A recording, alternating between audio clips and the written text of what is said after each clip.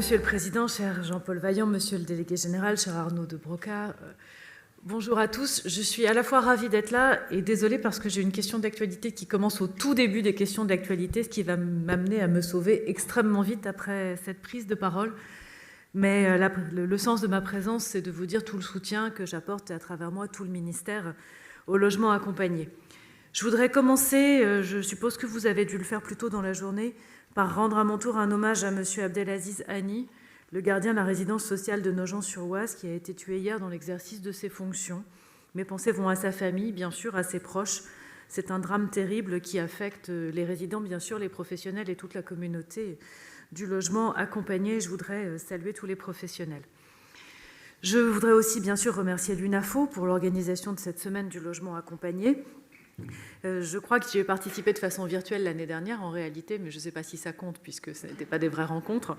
Je sais que le reste de la semaine sera de nouveau en virtuel, ce qui me paraît bien légitime.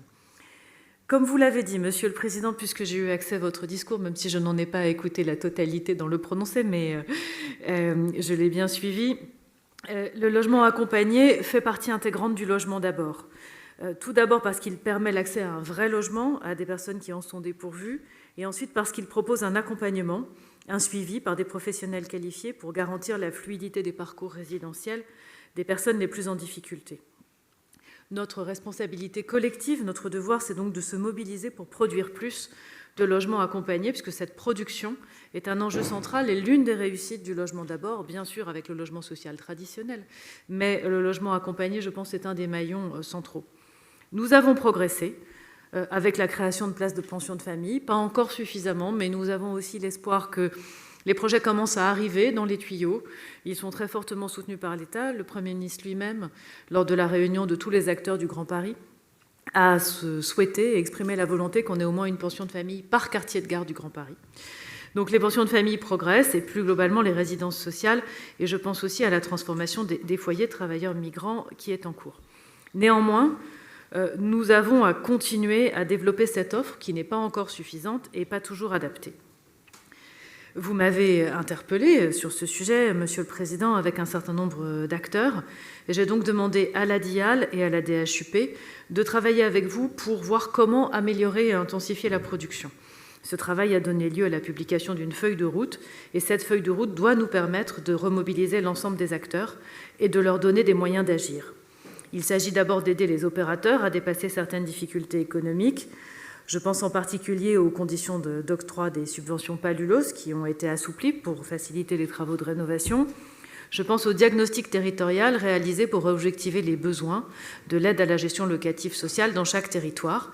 Cette étude nous a montré que les crédits doivent être mieux utilisés au profit des résidences sociales, et la circulaire que nous sommes en train d'écrire révisera celle de 2006 pour rappeler au service de l'État la nécessité de mobiliser la GLS pour les résidences sociales dans tous les territoires. L'un de nos enjeux majeurs, c'est vrai pour le logement accompagné et c'est vrai pour le logement tout court, c'est de mieux identifier et de mieux mobiliser le foncier disponible. Pour cela, 2 actions.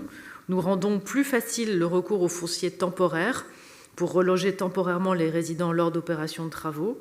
Et nous demandons de nouveau au service de l'État, avec vigueur, sous l'impulsion du Premier ministre, de recenser et de centraliser les données sur les fonciers disponibles via les observatoires du foncier et de favoriser ces données sur le foncier disponible pour tous les opérateurs. Un des freins importants à la production est également la connaissance et l'information sur les résidences sociales. En partenariat avec les gestionnaires, avec l'UNAFO, je souhaite que les supports de communication soient encore améliorés pour convaincre nos partenaires, en particulier les élus locaux, de la pertinence de cet outil de la résidence sociale pour apporter des réponses adaptées aux besoins des territoires. Je finirai par vous répondre sur l'une de vos interpellations sur l'impact sur le prix de l'énergie. Effectivement, c'est un sujet qui m'est souvent remonté et que vous avez porté, Monsieur le Président, Monsieur le Délégué Général, parce que le chèque énergie qui permet d'alléger la facture des ménages ne fonctionne pas en résidence sociale.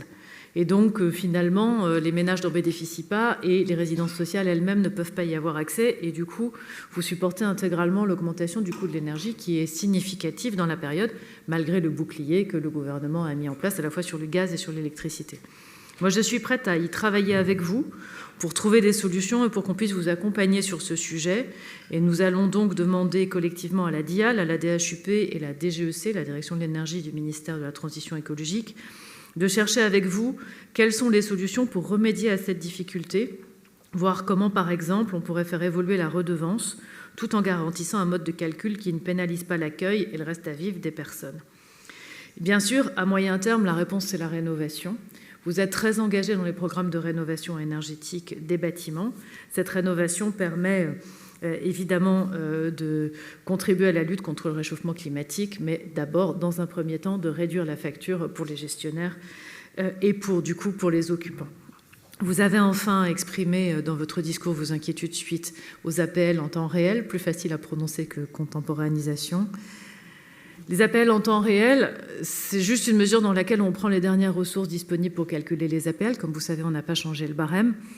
C'est néanmoins vrai que pour les jeunes, pour les entrants sur le marché du travail, ça consiste à ajuster plus vite la prestation et donc à sortir plus vite des APL à taux plein. Donc moi, je suis prête à continuer à travailler sur les sujets d'accès à l'emploi des jeunes, d'accès au logement des jeunes. On va le faire aussi à travers le contrat d'engagement pour la jeunesse, pour voir comment l'entrée dans la vie active et l'accès à l'autonomie peut se faire avec les outils qui permettent d'accompagner les jeunes.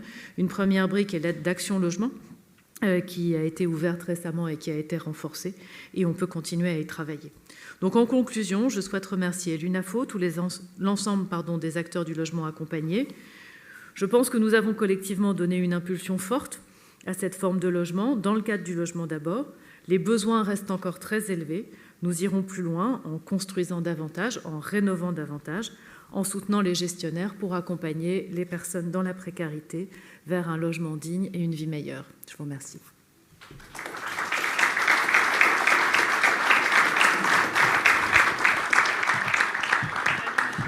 Merci beaucoup. Merci beaucoup.